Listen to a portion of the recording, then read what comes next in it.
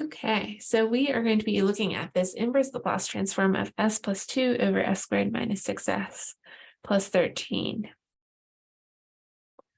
And when we look at this, we don't really see how to factor the denominator. And so we should probably try out either the quadratic formula or looking at the discriminant to see if it factors. So if it has any real roots. Okay. So let's look at our discriminant. So that's the inside of our square root. It's b squared minus 4ac. In this case, our b is -6. So this is -6 squared minus 4 times 1 times 13. So this is 36 minus 52. It'll be less than 0, and this doesn't factor.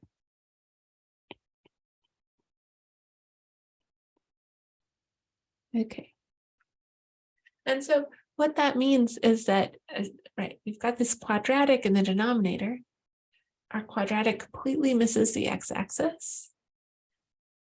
And so we can think of this as coming from a sum of squares. Okay. I'm going to share my screen with the bigger Laplace transform sheet.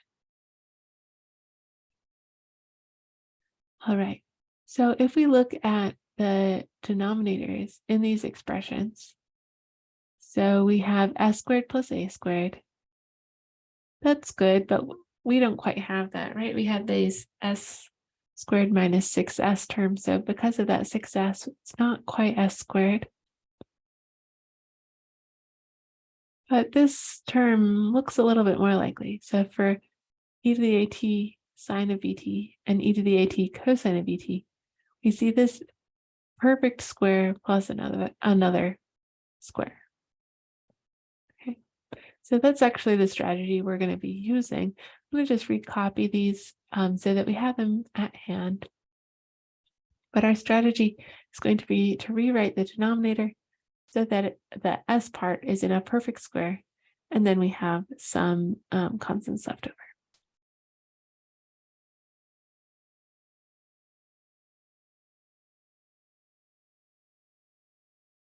Okay, so these are sort of the formats we're aiming towards.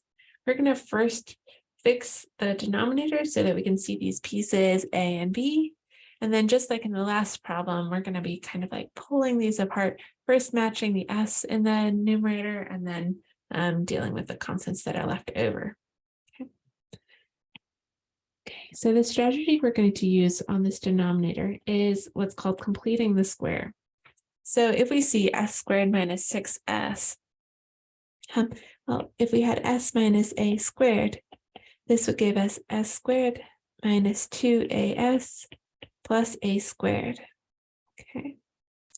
In our example, that would make, so if we're matching our s squared terms together, those guys match up.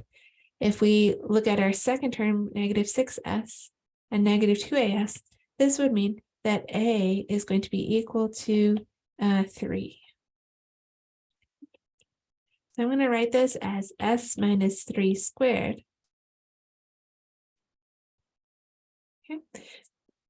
So if I multiply out s minus 3 squared, we get s squared minus 6s plus 9. Okay.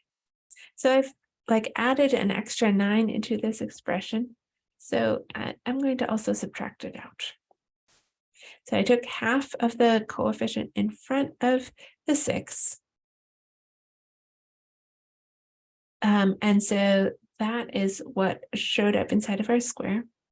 And then I just subtracted away that number squared. Okay. So this gives us s minus 3 squared plus 4. Here, a is equal to 3. And we see b squared is 4, so b is equal to 2. Okay, so let's rewrite this a little bit. So this is s plus 2 over s minus 3 squared plus 4. All right, first up, we're going to try and match the s terms in the numerator.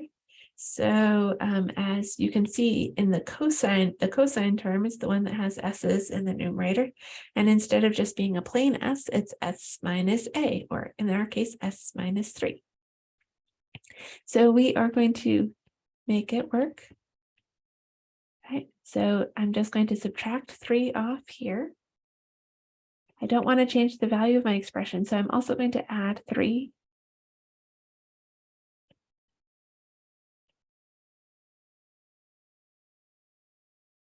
And what we're going to do is think of these as separate fractions. Okay. So my first one is s minus 3 over s minus 3 squared plus 2 squared. And then my second one is this 5 over s minus 3 squared plus 4. Okay. All right. So let's see. The first one is really well set up to take this inverse Laplace transform. Right, we're just matching the left-hand side now. So our right side matches up really well. A is equal to 3, B is equal to 2. So we can write down this is e to the 3t cosine of 2t. In the second term, the denominator matches. The numerator is not quite there yet. We said b was equal to 2, but we've got a 5 on top. So I'm just going to factor out the 5, include a 2. And then we also want to divide by 2 as well. Okay. So by multiplying and dividing by 2, we don't change the value of our expression, but we do now match up the format of this inverse Laplace transform. So we get e to the 3t cosine of 2t plus 5 halves e to the 3t sine of 2t. Awesome. Okay. And now finally, we are going to take these pieces. We've seen how to take the Laplace transform. We've seen how to build a partial fraction decomposition. We've seen how to do inverse Laplace transforms. Now we're going to solve a differential equation.